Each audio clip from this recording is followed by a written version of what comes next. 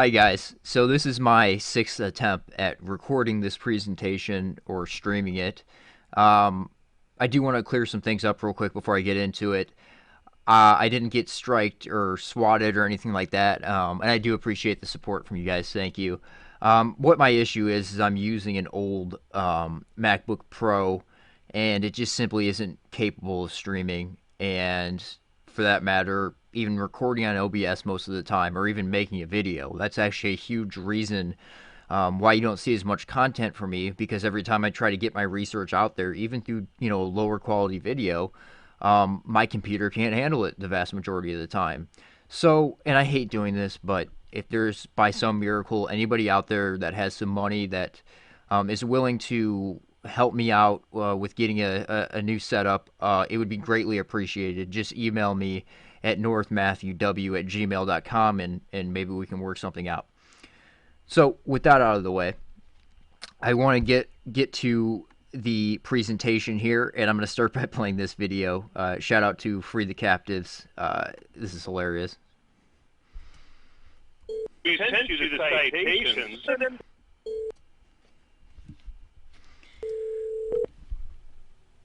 Hello. Hey, Jan, how you doing? This is Jesse Spots. I'm recording this. Are you okay with that? I'm recording you too. Cool. It's been brought to my attention by people. You're currently working on a smear campaign going through my clips to paint me as a neo-Nazi. Is that correct? We sent you the citations. Checking the citations. Why don't you just check the citations? Primary citations. Do you know how many of those citations ended up through that we checked? Check the citations. All you had to do was check the citations. Checking the citations to check citations like all you had to do was check our citations, you frickin' genius. Primary citations. To check the citations. All I said was we're going to check the citations. If you had a brain, you would have checked our citations. Why can't any of you deal with our citations? All you have to do if you got a brain cell in your head is check the citations. Primary citations. Primary citations. Primary citations. Citations. Check the citations. Check the citations. Talk about the part And the citations. Check the citations. Check the citations. Checking citations. Citations. We're checking the citations. I sent you the citations. Check the citations. Primary citations. Check citations. Dude, I debunked the stupid Talmudic doctrine, you idiot. Fact. All right. Cool. All right. It's been brought to my attention by people. You're currently working on a smear campaign going through my clips to paint me as a neo-Nazi. Anyway, so there's that. And the reason why I played that is first off, that's a joke that Adam would always make, that Jan's always going, check the citations, and it's hilarious. And I'm not, this presentation isn't about dissecting the straw man argument that Jan and Lloyd present. And by the way, this Lloyd guy, I actually think is a Mossad asset. He just reeks of a Mossad asset. He does military-style martial arts training, and it just, the narrative that he's pushing, and he lives overseas. That guy is extremely suspect to me. Anyway, the narrative that they're pushing is essentially, just very condensed, is essentially because Islam is bad, and all the bad things associated with that religion, which, by the way, has been flushed out ad nauseum via the kosher-servative controlled opposition networks, where they paint Islam as the ultimate enemy of everything.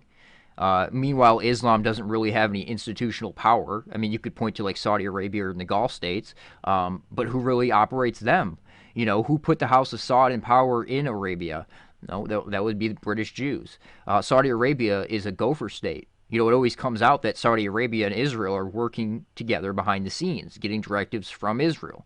That has come out. So Islam doesn't really have any institutional power. All roads lead back to Israel every time, especially when you're talking about the subversion and domination of the Western world.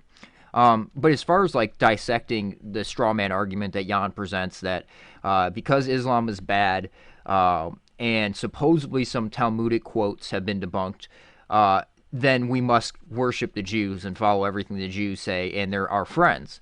Well, that goes back to Jan being a Mormon, and I'm going to get into that in a second. But as far as people who have completely dissect his argument, I would check out like Daniel at Activist News, who I recently got in contact with.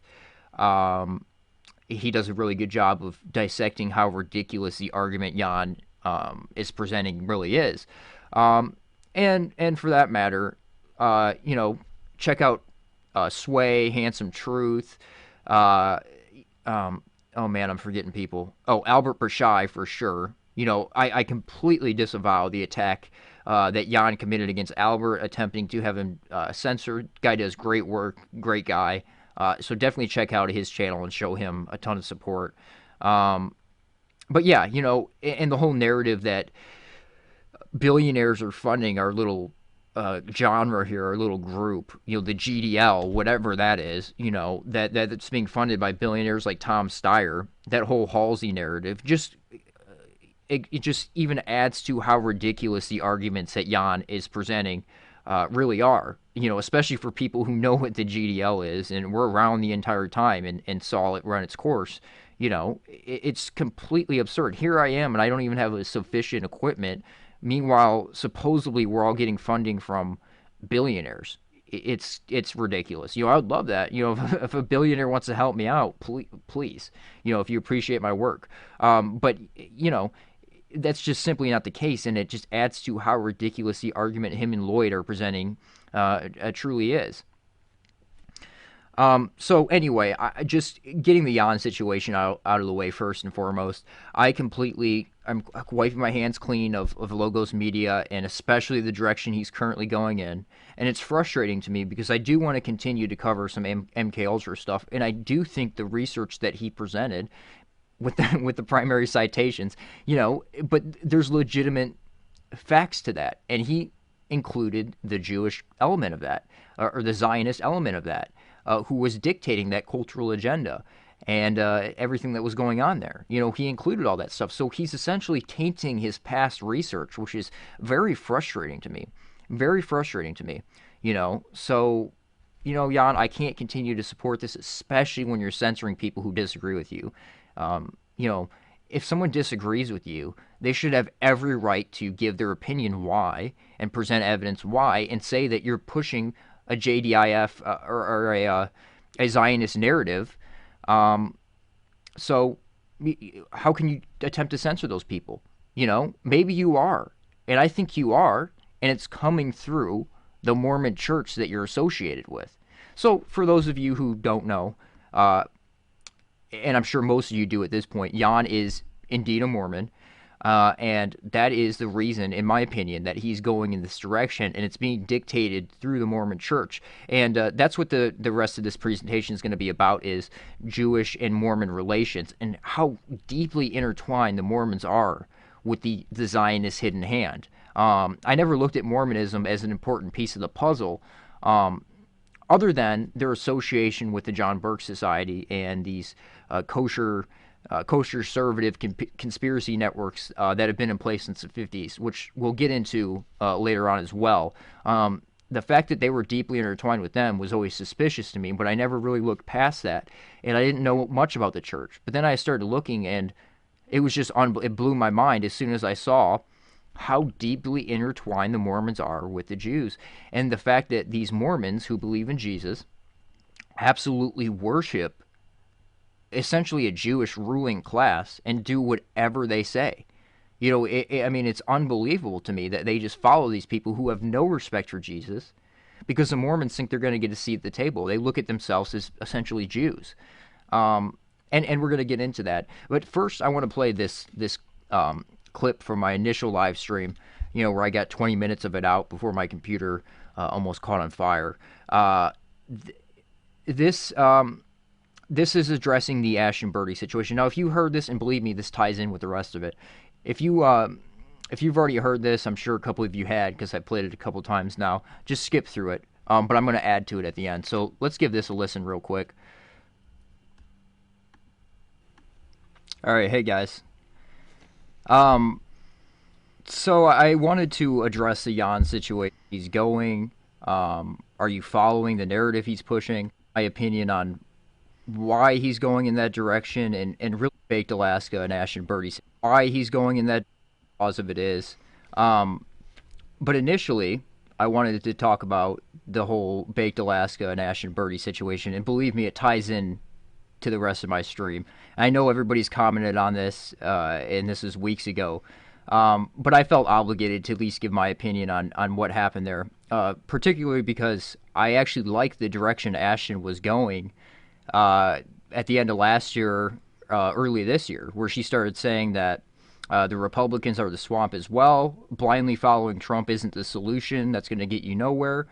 And I also didn't like how people reacted to the situation. If you pay attention to that community, which I have for years, that CX community, the two people that were interacting with them are known as leeches, and that's what they were doing. And they were completely shitting all over Baked Alaska the entire time, leeching off him and just gaslighting him. And who knows where the donation came from. If she did it, there's another level to it. But I honestly don't think she did it. And essentially, she was just standing up for her boyfriend, who needed to stand up for himself. So it just, the way people were calling her crazy, the way she reacted with the knife and cutting herself, that was for attention. That is crazy. And hopefully the public embarrassment that she received following that situation allows her to evolve as a person. And honestly, I look forward to future content from her. I think she's going in the right direction. But that's not my main takeaway. The drama isn't my main takeaway from what happened there. This was my main takeaway. And I think almost everybody missed this. No. When I swear on the Bible. Did you leave it up? Dude. Yeah, I left it on the counter. Mormon. When I swear on the Bible, I mean it. Okay. Did you donate? Okay, so she says she is a Mormon. She is a Mormon. Okay, so just building on that, like I said, I think Ashton was truly going in the right direction. And by the way, Ashton, this community here is with open arms. If anybody has access or saved that D-Live stream she did with Baked Alaska while they were at the sushi place, she made a statement without mentioning him by name because of the non-disclosure agreement that Alex Jones makes his employees sign. But she outed him without saying his name.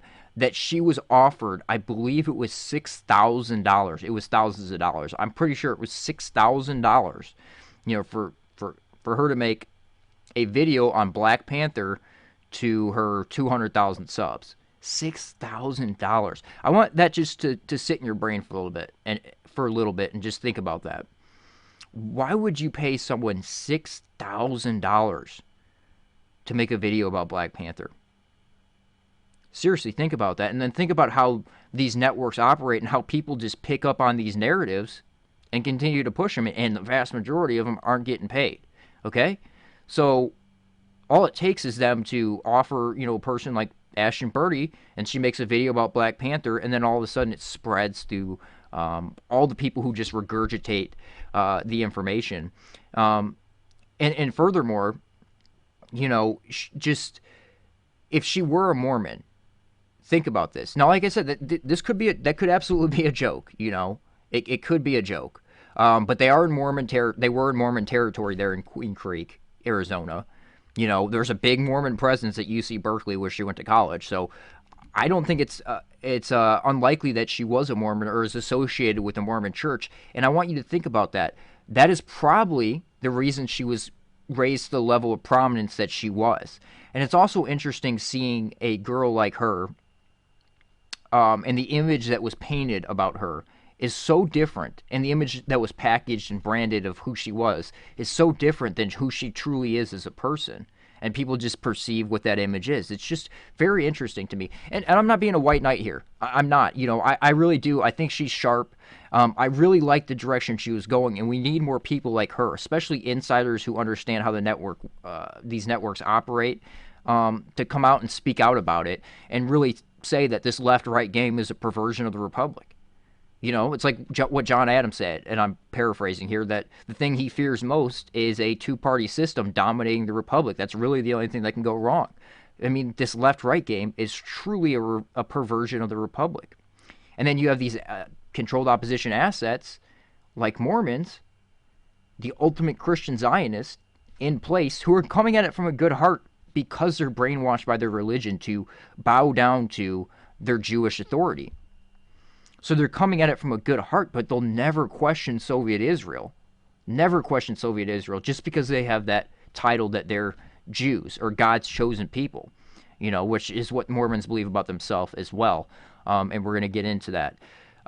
So initially I want to start off here by talking about Judaism and Mormonism. Mormons regard Jews as a coveted people of God and hold them in high esteem.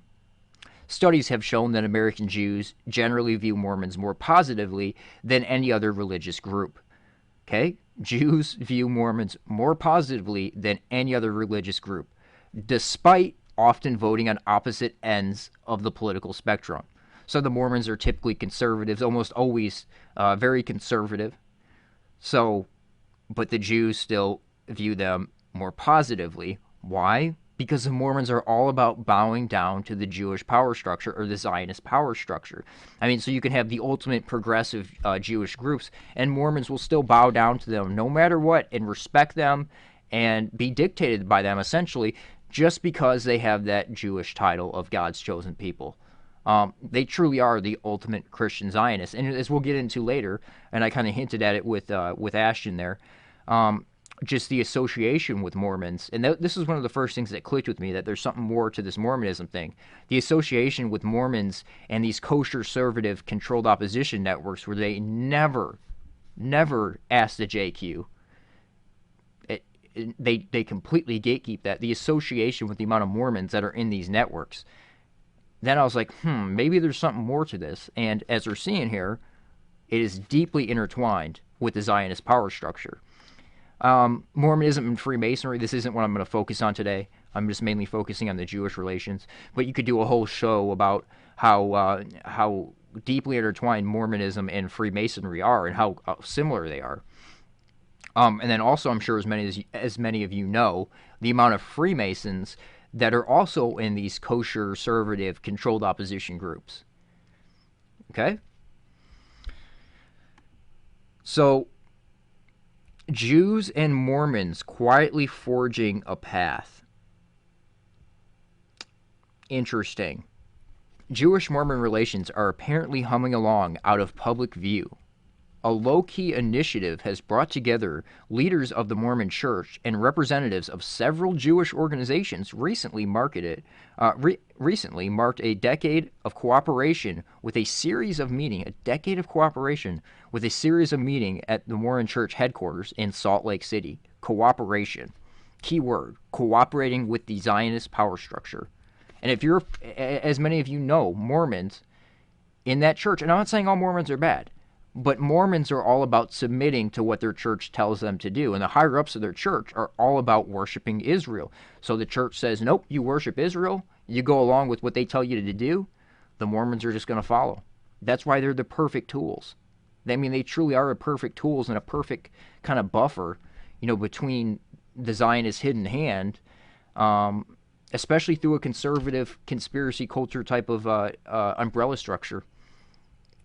The program, which included leaders of the New York Board of Rabbis and the American Jewish Committee, AJC, was organized in cooperation with Robert Abrams, a former New York State Attorney General, who has served as the Mormons' liaison to the Jewish community. The Mormon Church last week announced the Utah activities, which follow joint programs here in Israel over the last 2 years. In a press release that called the visit, quote, part of an ongoing series of relationship-building experiences and meetings.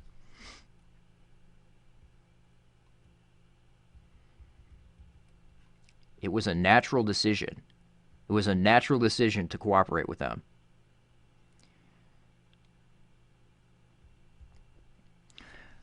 The church has enormous respect for the Jewish community and for the state of Israel. How can you have respect for Soviet Israel? All those prime ministers, every Israeli prime minister is a Soviet? born in the Soviet Union or born to parents from the Soviet Union.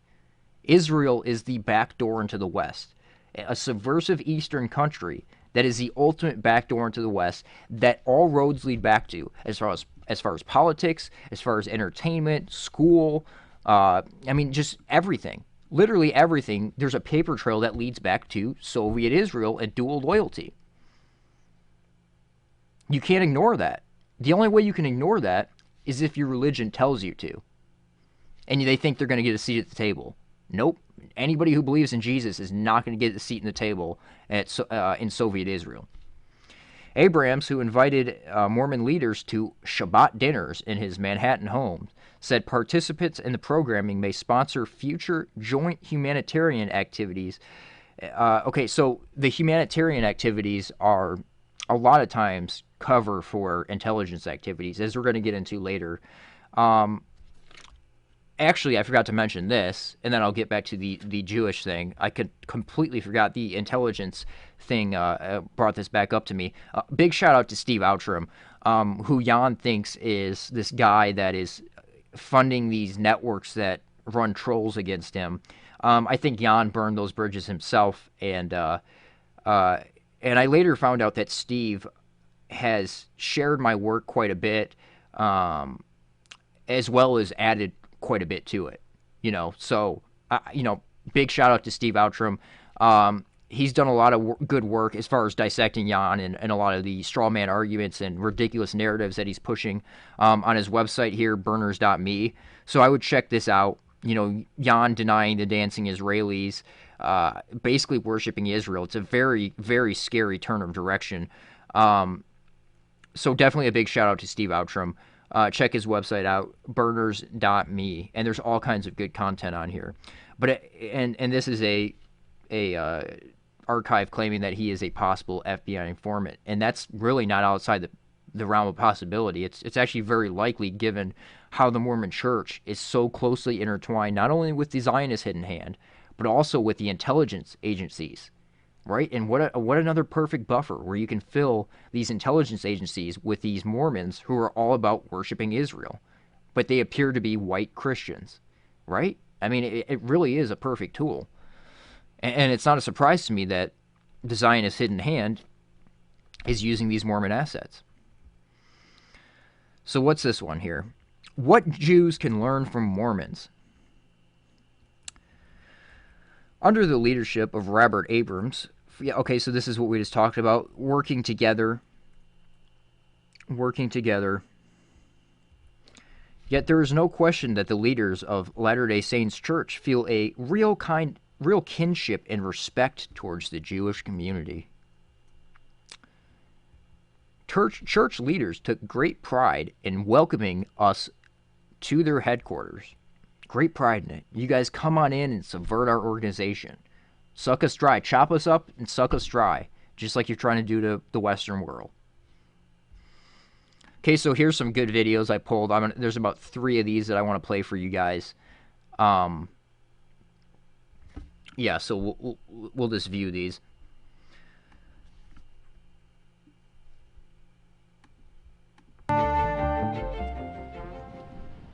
So let me turn to the topic at hand, faith at the forefront, Mormon-Jewish relations. Why this delegation? Why this interest? What has there been for us to talk about? I'm sure that in a moment you'll hear about one of the most sensitive and indeed tension-producing issues, the issue of posthumous baptism. But the fact is that there's also much else and much positive that brings us together.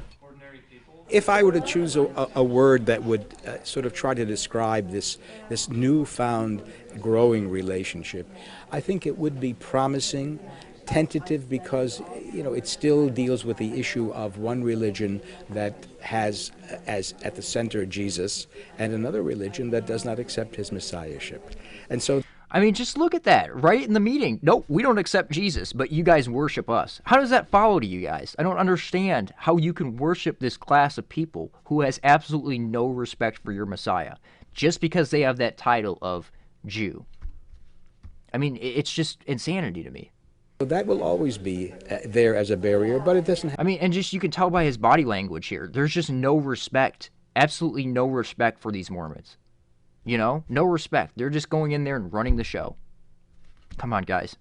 Have to be an ultimate barrier because there are many other positive things that go along with having religious differences.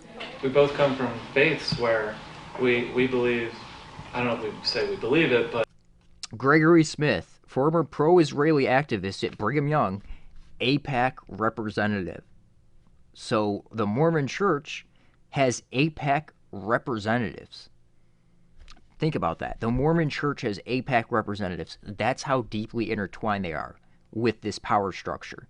So anybody who's in accordance to the church is ultimately working against the interests of the Western world.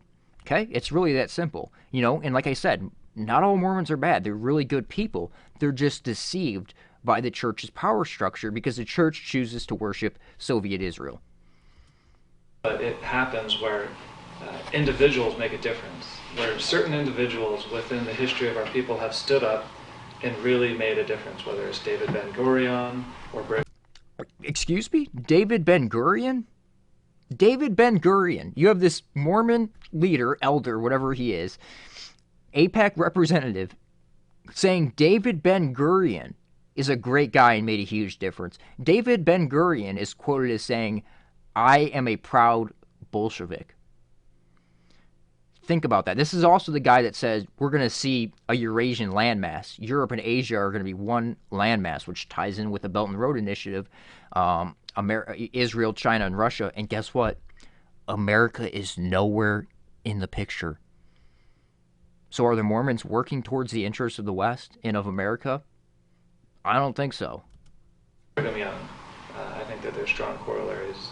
And you can make the case today that outstanding activism is predicated on the notion that we as individuals can get involved in the political process or whichever process you desire and make a tangible difference. There are certain similarities between our communities. There are similar numbers of Jews in the United States and also worldwide. We both are communities that have dealt with a history of persecution and having to find our way as minorities within a majority culture. And as well, I think there are certain commonalities in terms of a sense of serving the public good. In dialogue between Catholics, Christian, Protestants, and Jews, you know, the issues of the teaching of contempt, the supersessionist idea where Christianity has become the new Israel and that the Jewish people have lost that context. That's not an issue that we have to worry about with the Mormons. They fully believe in the enduring relationship of Jews and God. That they are too a part of it, but no matter what, they can be the most progressive. It doesn't matter. You know, they can be the most, subvertive, disgusting human, but they have that Jewish title, so the Mormons, no question. No question. We see this guy goes, well, we have issue with a lot of Catholics and Protestants where, we just have no respect for Jesus, and we're not upholding the Western values and trying to work with the benefit of the Western world, so they kind of don't have respect for us. But the Mormons, no matter what we do, they're going to be there for us, and they recognize us as God's chosen. Unbelievable. There can be more than one covenant. I don't think that's an issue. An unfortunate disagreement. I mean, that's just deceptive. There can be more than one covenant. They're just being used as tools. I mean, it's plain to me, it's plain to you guys, right? I mean, it's so obvious. Is already brought out over the question of the baptism of Jewish dead into the Mormon Church, especially cases of Holocaust victims. I think that the church goes to great lengths to stop it and make sure it's not done, and to make sure that members aren't engaging in this. And they've been very explicit to the members that you cannot do this and that there are consequences involved with doing it. Okay, so this just reminds me of Jan, the Mormon idea of coddling the Jews and bringing them back to Jesus. That's a Mormon idea that you must worship the Jews and do everything for them, and then they're going to come back to Jesus. No, it doesn't work that way. They're just going to use you as a tool and discard you at the end. And did you notice how he just cowers down and just, bows down to the Jews there when they say, nope, you can't baptize the dead Holocaust victims. Another Mormon idea to baptize them into Jesus. You're not allowed to do that, okay? No Jesus for the Jews. No, it's not going to happen. And then he goes, okay, sir. Yeah, no, absolutely not. There is repercussions for the Mormons who want to bring the Jews back to Jesus. I mean, It's ridiculous. It's a ridiculous concept. You know, the Mormons are just the perfect tool, the ultimate Christian Zionist. Elie Wiesel, in February 12th, asked that Mitt Romney speak out on this issue. He has not done so. Would you like him to speak out on this issue? I mean, he's running for president, and like was mentioned, Mormons don't always feel comfortable talking about their faith because of the... Key point there, Mormons often don't feel comfortable talking about their faith, specifically Mormonism or Latter-day Saints. They'll say they're a Christian. That's as far as they'll go a lot of times. So I want you to ask yourself and really think about this. How many of these hardcore Christian Zionists, and by the way, the Mormons are all about rebuilding the Third Temple and the Noahide laws, which they believe are the Ten Commandments. They're all about, you know, putting those in place. So was George H.W. Bush, but, you know, who cares? You know, so they'll refer to themselves as Christians. Ask yourself, how many of these hardcore Christian Zionists are really Mormons? The ultimate tool. The ultimate tool. The negative reactions that we still get. I think it would be good for Mitt Romney to talk about some of the things that the church believes. You know, I can just think of some interesting situations where if he were to be elected president, will he take an oath on 3 different Bibles? Because there are 3 different covenantal relationships that Mormons believe in.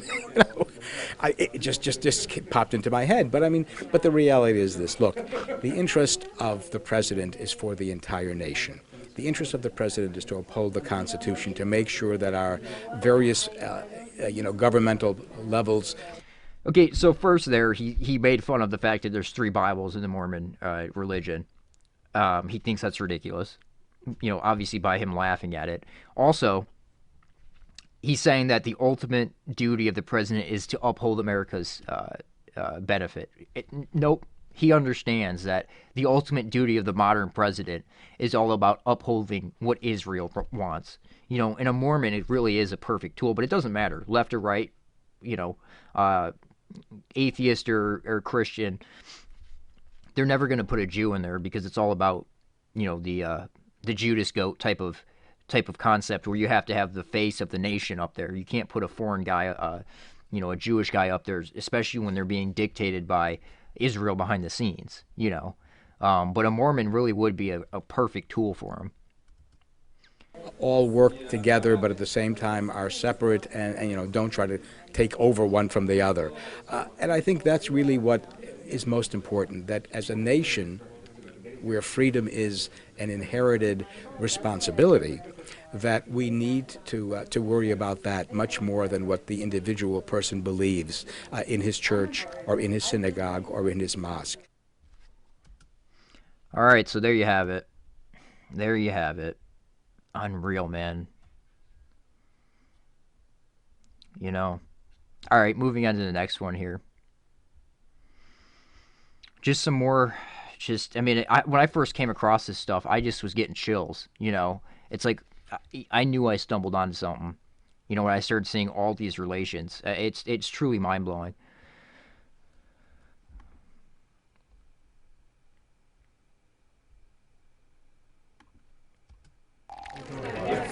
There's an old Jewish proverb that says, "He who finds a faithful friend finds a treasure."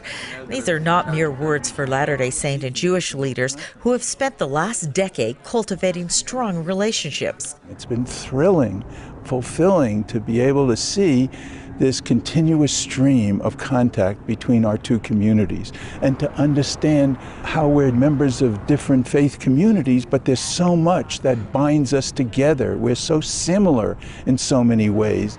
The latest effort, a delegation of 10 Jewish leaders from New York and Los Angeles who came to Salt Lake City to learn about the doctrine and humanitarian efforts of the church. They visited Welfare Square, AKA learn how they can use the church as a tool for their ultimate benefit and global domination, ruling from Jerusalem. The real New World Order agenda. Ruling from Jerusalem. How can we use all these different groups to our benefit? That's why they're coming there. They're not coming there to learn about Mormonism because they want to convert to Latter-day Saints. They're coming there to figure out how they can use them, for their benefit. Humanitarian Center and the Bishop's Central Storehouse, where they saw firsthand how the church helps people in need. And okay, the Mormon Church does do a lot of good humanitarian things. You know, they definitely do a lot of good. There's no doubt about that. But at the same time, there's a deeper layer to a lot of these humanitarian missions and just missions in general, where there's a lot of intelligence work going on as well, as we'll get into later. This delegation is unique because it also includes the next generation of Jewish leaders, those who will carry the friendships between the faiths into the future. Leaders like Saba Samak. It is so important to learn about other faiths. I think especially in the time that we're living in today, where there is so much misunderstanding and so much animosity, it is so important to really truly understand what people believe, how it's not a threat to you, and how you could work together to better yourself, to better this community, and to better America and the world. The relationship between Mormons and Jews is a reciprocal one. Last October, the New York Board of Rabbis hosted a reception for members of both faiths to get to know each other. And in October 2016, a joint delegation of Latter-day Saint leaders and Jewish dignitaries gathered at a historic site in Jerusalem. These are the ones who have in Salt Lake City, the delegation spoke with Elder D. Todd Christofferson of the Quorum of the 12 Apostles and Sister Jean B. Bingham, General Relief Society President. I think particularly the Jewish people know who they are, and so do we. When we find that out, there's just this easy bond that's created when we're looking for the good in others. And looking for the good in others, Elder Christofferson says, is not limited to organizations. It's always one-on-one. It's always individual relationships. If they do it locally, if they're in their neighborhood and they reach out and they... I'm sorry, I just have to point out, look how fake this guy is. You know, with his veneers. Does this guy not just seem dirty to you? Does he not seem like there's a lot more going on with him? Is it really about the faith for him, or is there more going on here? Invite people over, and they take advantage of the opportunities that are quite naturally there. That's what we're looking for. The highlight of this visit was a tour of the newly renovated Jordan River Temple, led by Elder Quentin Cook of the Quorum of the 12 Apostles. To go through this temple today and to see so many of the Jewish Old Testament themes found in this temple and memorialized in this temple, it just reaffirms the connection between the two people. Okay, so there's that. So yeah, we got that going on. And then there's one more I want to play here. Now, a lot of times you'll have Mormons tell you that Mormonism is all about the Torah. Now, there's a lot of supremacist views in the Torah as well. A lot of supremacist views in that as well. But okay, that it's all about the Torah, and it has nothing to do with Jewish mysticism, and it has nothing to do with Freemasonry. Well, that's just simply not true. As this young Jewish gentleman here is going to explain to you guys, I'm just going to play a little bit of this. It's a 38-minute presentation that he does with the correlations between the Zohar, the Kabbalah, and Mormonism. I'm just going to play a segment of it here. I would suggest you listen to this yourself. But let's listen to what this Jewish guy has to say about the relations between Mormons and Kabbalah.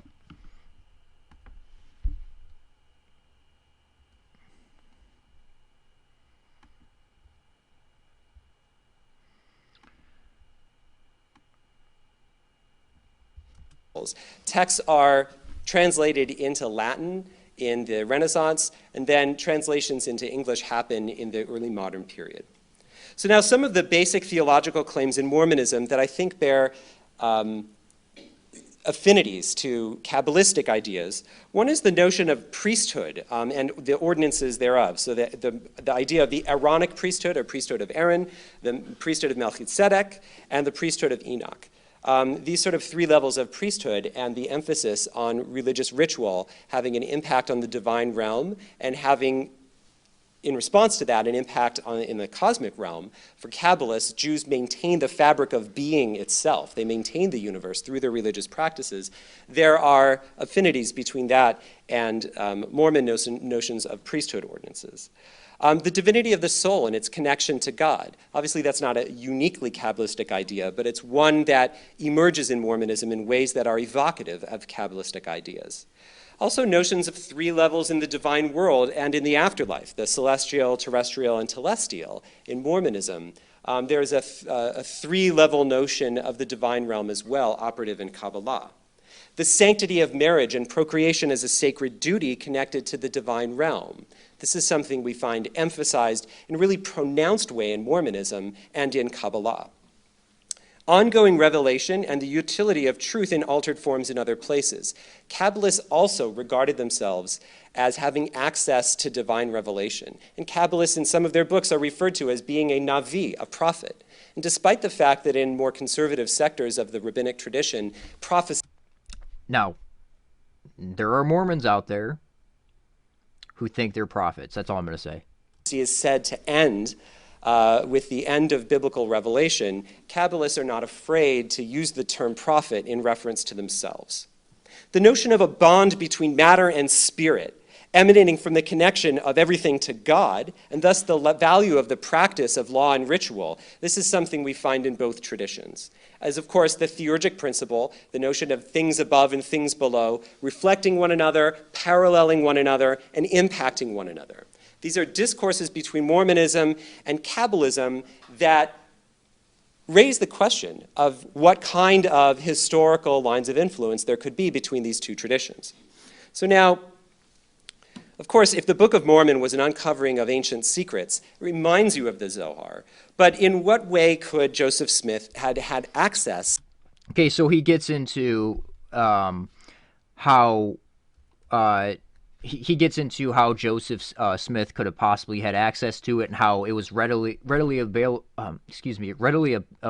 to him during his time period through a German translator who wrote a anti-Semitic book about how Kabbalah is not in accordance with the Christian doctrine, therefore it's anti-Semitic, and he did such a good job translating it that Jews later used it for their own benefit to spread Kabbalah, in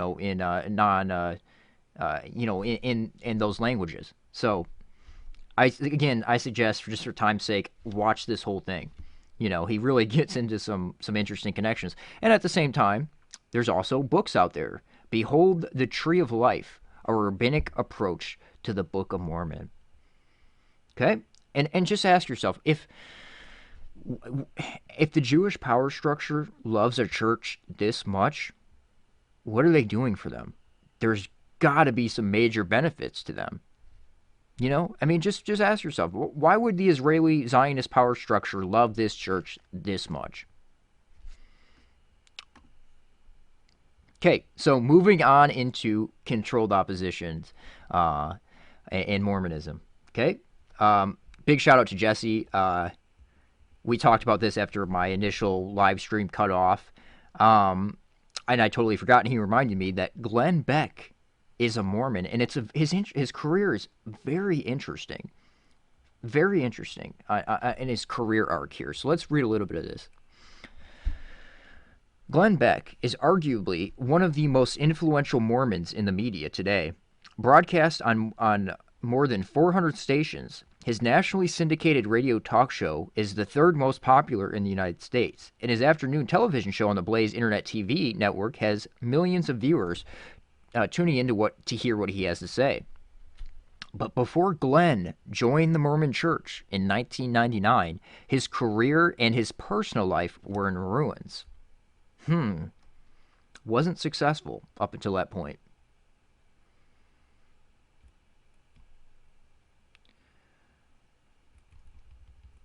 Sweet success. For 2 years prior to his baptism, Glenn had desperately searched for an agent to represent him, but to no avail. Quote, I had destroyed my career, he explains. Quote, then, the day after I was baptized, the phone rang. It was the #1 agent in New York. I wonder what tribe that agent was part of. I just wonder, you know. He said, I hear you're looking for someone to represent you. You've got a lot of baggage, but I hear you're trying to change. I need to do some homework and I'll call you back. 3 days after his baptism, Glenn was offered, 3 days after his baptism into the Mormon Church, Glenn was offered his first radio talk show at a station in Tampa, Florida, also home to Special Operations Command. Just interesting parallel. He inherited 18th place in the ratings, but within a year, he inherited the 18th place. Within a year, Glenn had given the radio station its first #1 program. His show was nationally syndicated, and in 2002, it is now heard on more than 400 stations. In May 2006, Glenn's television show debuted on CNN. In 2009, he moved to Fox. And in 2011, he moved his program to the Blaze Network, which he created. The Blaze Network. Now, let's look into the Blaze Network a little bit. The Blaze Network. I'm sure many of you know about this. Now, this is one of the massive controlled opposition networks. You know, a Mormon media empire. Mormon so a paid television network founded by Glenn Beck and Mark Levin, who, you know, I wonder, man, is he a Mormon? What is, you know, what's his ethnicity or what's his tribe? Oh, he's Jewish. Oh, okay, so you got a Mormon and a Jew running this massive controlled opposition media empire, you know? I mean, it's just, it's the ultimate tool. It's the ultimate tool of the Zionist power structure. It really is, and it didn't click until Jan went in the direction he went in. Then I started digging into what the church is a little bit. Right, and by the way, he was trying to send Mormons to my house. He wanted me to join the church. And I seriously considered it for a second because I didn't know anything about the church, you know? But once he started going in the direction he started going with Lloyd, and he was trying to force me on camera real quick, and I didn't know anything about what he was talking about. And then I figured out what he was talking about, and it's like, oh, I see what's going on here, you know? I mean, so let's go here. The Blaze TV. I mean, let's look at some of these people associated. Stu Bridges, Glenn Beck, Steven Crowder, who is just an ultimate Christian Zionist shill. And he's someone that needs to be gone after more. You know, he's got like 1 million+ subscribers. He's got a ton of influence. People just leave him alone, especially now that he's associated with this massive Mormon Jewish media empire. They just work, man. They fit like a glove. They just work hand in hand so perfectly. So perfectly. I mean, the Mormons really are the ultimate tool for a conspiracy culture because they're into that anyway. They've always been into that conspiracy type of thinking. So, you know, and then especially if they're willing to worship Soviet Israel, wheel them out there. Just say they're Christians. You know, these are just white Christians. No, they're Mormons. You know, Gavin McGinnis, Ben Shapiro, Dennis Prager, Rand Paul, Bill O'Reilly, Ted Cruz, you know, also associated with our guests that we're going to talk about here in a second. Tommy Lauren, you know, the list goes on. I mean, you can go through all these. They're all Christian Zionist shills. You know, what else is Glenn associated with? News host Glenn Beck's affection for the John Birch Society. As exemplified by his peddling a book by an anti-communist activist, Cleon Skousen, who was a member of the John Birch Society. Guess what? Cleon was also a Mormon. Like I said, that was my initial piece of the puzzle when I really started thinking about it. I remembered how many Mormons were associated with the umbrella structure of the John Birch Society and CMP Network. Now, I've done a ton of work on this, but who am I typically talking about? Well, our favorite radio talk show host, Alex Jones. And I got a nice little clip to play of Alex here. Let me just make sure I got the right timestamp here. Okay. Let's listen to what Alex has to say here. Deeply associated with the John Birch Society. I mean, go back and look to some of my previous research on him. Let me just, okay. I just, let's say this, the Mormons know how to see something before it appears. Because I never saw conspiracies or anything when I was early on, but I noticed early on a lot of my sponsors weren't Jewish or Vatican, like everybody said. No one's ever said this. It was actually Mormons But I guess, like, I'm anti-globalist, want us to be prepared. You know, they're big in the Constitution. It was Mormons. I'm not a Mormon. Don't have any family that's Mormon other than, I guess, my cousin's mother's sister. She's Mormon out in Salt Lake City. It's just all I can be is honest about this. And I just... It's a crazy thing, and I haven't ever been to a Mormon church. I haven't ever been to one of their temples. I haven't been behind a veil, so I don't know what goes on there, even though I know everything. Because I mean, did you catch that last part? I've never been behind the veil, but I don't know what goes on there, but I know everything. I'm sure he does. You know, I'm really sure he does. And think about that. Initially, he was shilling for Israel. You know, and and this is a perfect buffer. You know, especially for somebody who's a useful idiot initially, like Jones, where they can just send the Mormon church in to give them sponsors, go, hey, we're into the conspiracy culture. And, you know, Jones doesn't know anything about Mormon-Israeli relations. So then they just start shoveling him money, and it's just a conduit, you know, through the Mormon church. Israel, Mormon church, Jones, Israeli propaganda. You know, the classic John Birch Society, kosher conspiracy propaganda. And like I was saying, the rampantness of Mormons within the John Birch Society. Cleon Skousen, the book that Glenn Beck was pushing here, well, Willard Cleon Skousen is a Mormon, also a member of the John Birch Society. And I just want to quickly go over some of the things he's done here.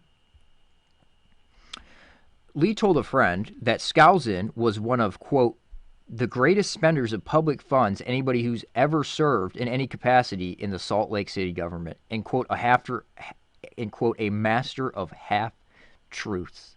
John Birch Society and a Mormon peddling half-truths. What a surprise. What a shock. You know? And just understanding the history of the John Birch Society. It's like, you know, like when I was talking to Caitlin Bennett in Grand Rapids. I brought up Sheldon Adelson to her. I brought up Soviet Israel to her. I brought all that stuff up to her. And they knew who Adam Green was. Her security guy, you know, just a good old Southern boy, you know, we hate Adam Green. I was like, oh, so you guys know about the work, you know, you know, I was bringing it up. I was like, how can you just ignore this stuff, Caitlin? How do you just ignore this stuff? And she goes, well, I just don't really care. This is just a job for me. It's just a job for me, you know, and she got uncomfortable when I brought that stuff up. You know, and then I started bringing up the history. It's like, I was like, do you understand the history? How long this kosher conspiracy network has been in place? Do you understand that since the 1950s, there was something called the John Birch Society, which was all about pushing kosher conspiracies, giving you half-truths, weaponizing truth. You know, a communist conspiracy, but we're going to stop when it gets to the Jewish part of it.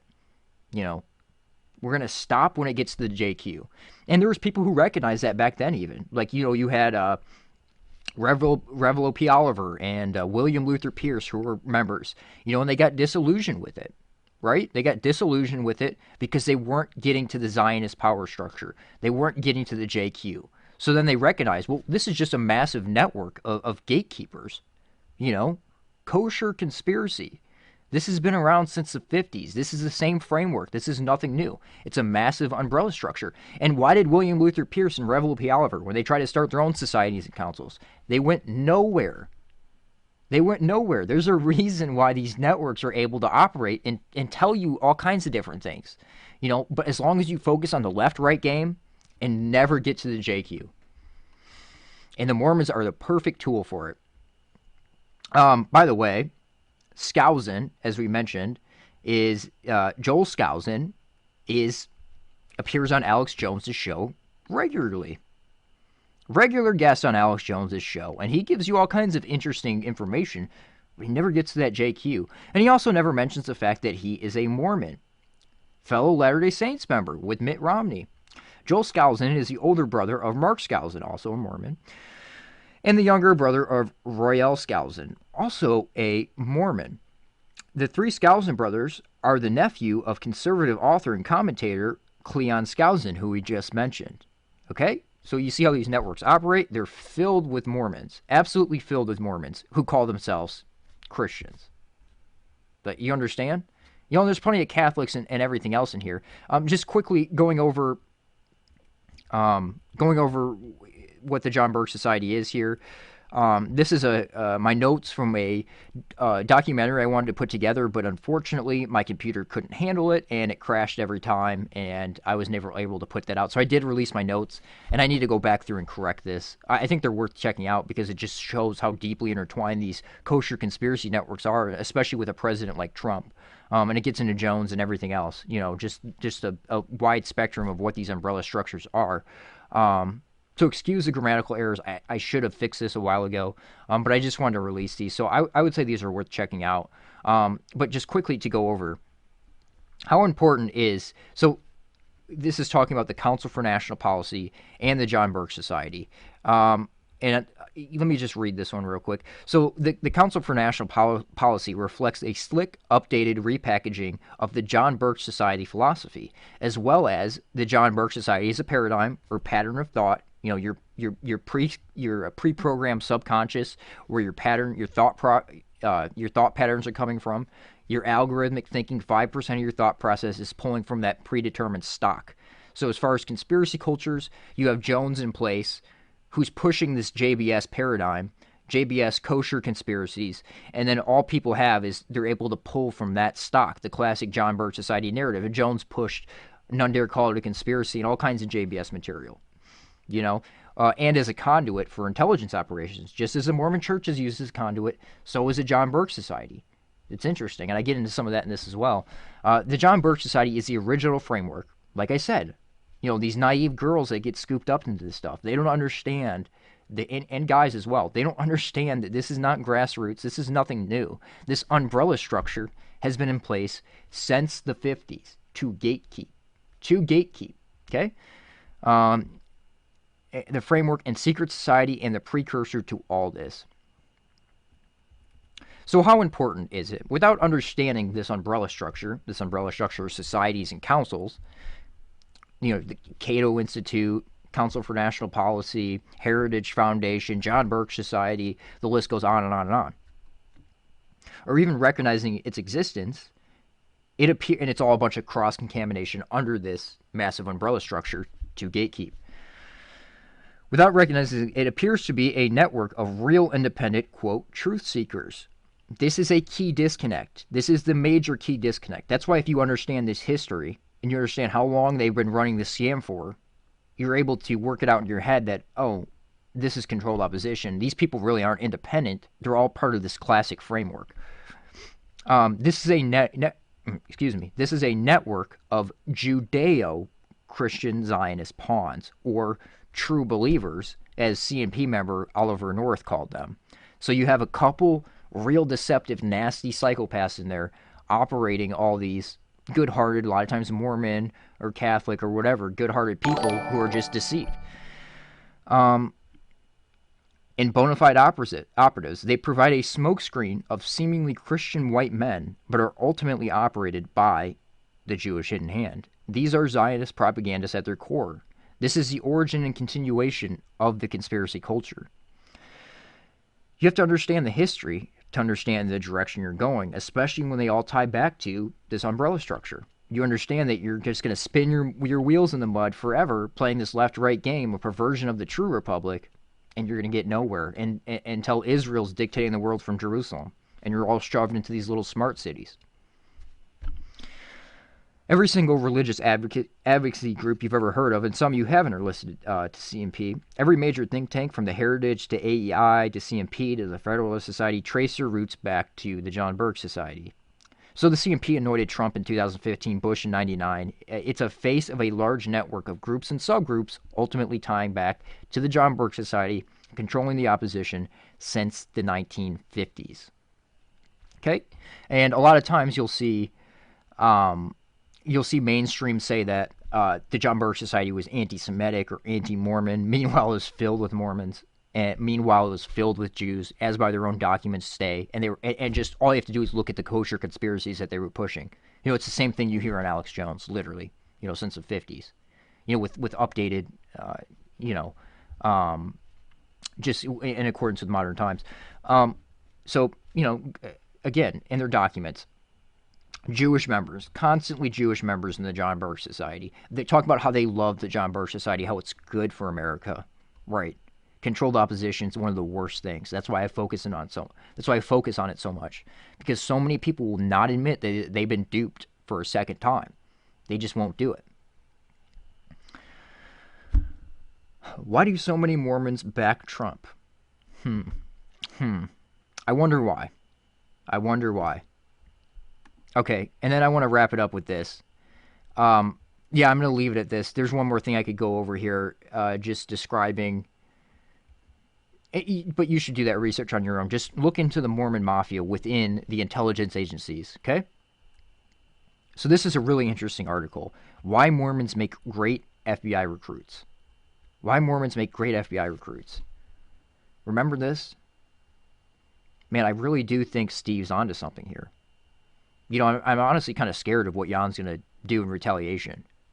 You know, I really don't think he's a horrible psychopathic person or anything like that. I think he's deceived by his church, which is being operated through Israel. And he might be an FBI informant at this point. And it certainly seems like they're running a smear campaign. Why Mormons make great FBI recruits. So I just highlighted some key points. I would read this whole article yourself. It's very interesting. Mormons have found an unusual degree of acceptance in agencies like Department of Homeland Security, FBI, and the CIA, which see Mormons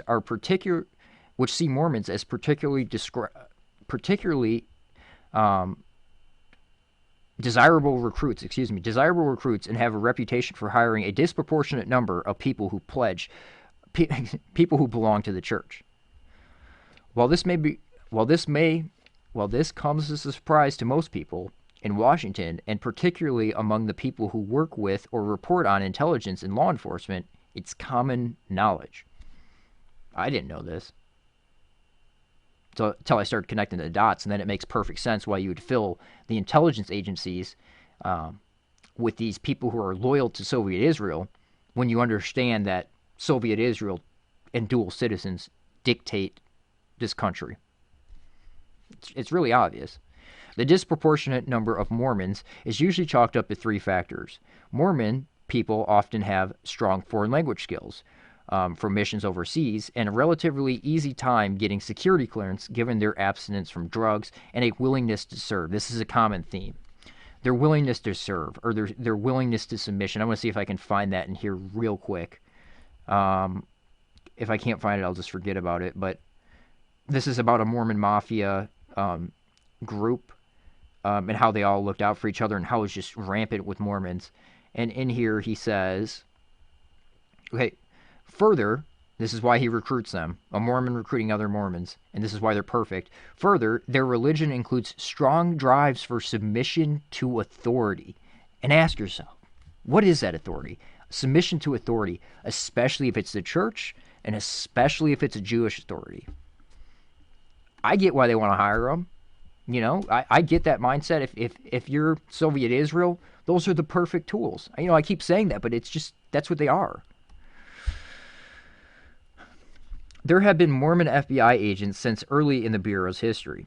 Some accounts allege that J. Edgar Hoover had particular interest in recruiting Mormon agents. One well-known Mormon leader, J. Martell Byrd, served in Hoover's heyday from the 1940s through the end of the 1960s. And there's a famous story of a Mormon agent who in 1940, just 5 years after the modern FBI was born, from an earlier Bureau of Investigation, was tasked with supporting the agency's first double agent in Germany. So this goes way back. But it wasn't until the 1970s that outsiders started paying close attention and turning up connections between the prominent Mormons and the CIA, Watergate conspiracy, and other government activities. In 1975, a report on the CIA, for instance, included the tidbit that one Mormon-owned PR firm made some overseas offices available as cover for agency employees operating abroad. So again, like the John Birch Society, being used as a conduit. I think I missed something here as far as Cleon here. And this gets... okay, forget about it. There's an example of the John Birch Society being... You can find that stuff on your own. John Birch Society being used as a conduit for intelligence operations. In my notes, I go over all that stuff.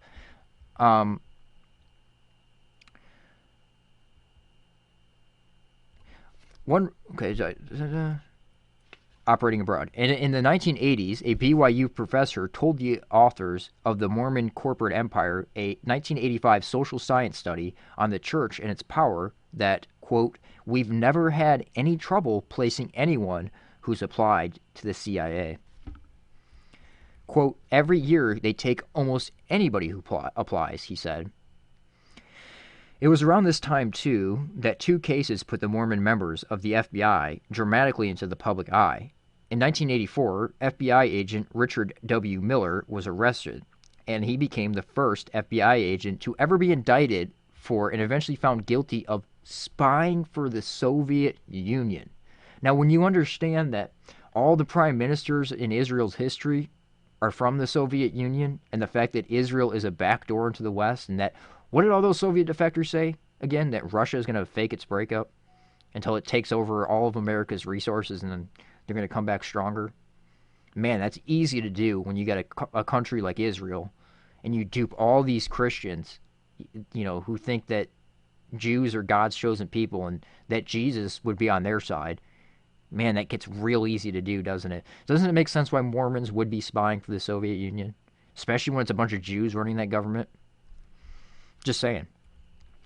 Miller wasn't the first Mormon to be in this position, though. Earlier in 1984, a Mormon who had worked in Army intelligence was arrested for passing secrets to the Soviets.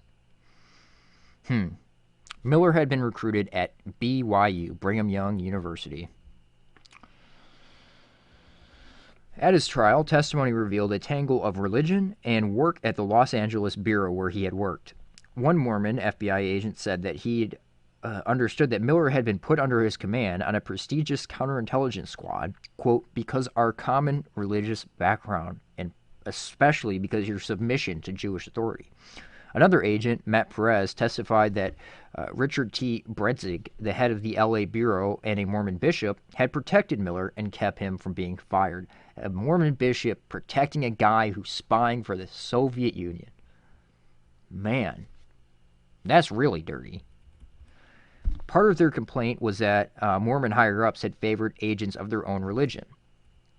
Quote, there was a Mormon mafia in the FBI and in the CIA as well.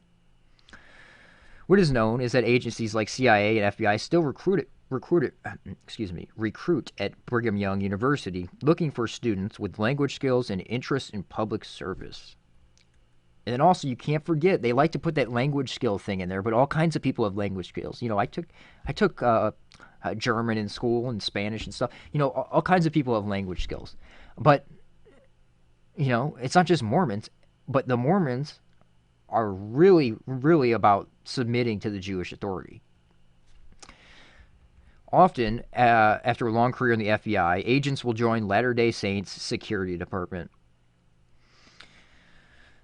Whew, guys. All right. So definitely show me some support after this, man. I hope I clarified it up as much as I could for you guys. I'm sure I missed a ton of stuff, but at least I'm getting this out here, and hopefully this will be premiering later today. So yeah, guys. Support everybody. Like I said, support Handsome Truth, support Sway, support Activist News, support Albert. And I'm missing a ton of people. Support Steve Outram. Support all these guys who are under attack under this smear campaign. And I'm expecting some retaliation from this, but I don't care. I owe this to you guys. I mean, I really do. I owe this to the world, to kind of clarify up, absurd narratives that are being pushed and just dismissing Soviet Israel as our friend. So anyway, guys, hope you enjoy the rest of your day. Have a good one.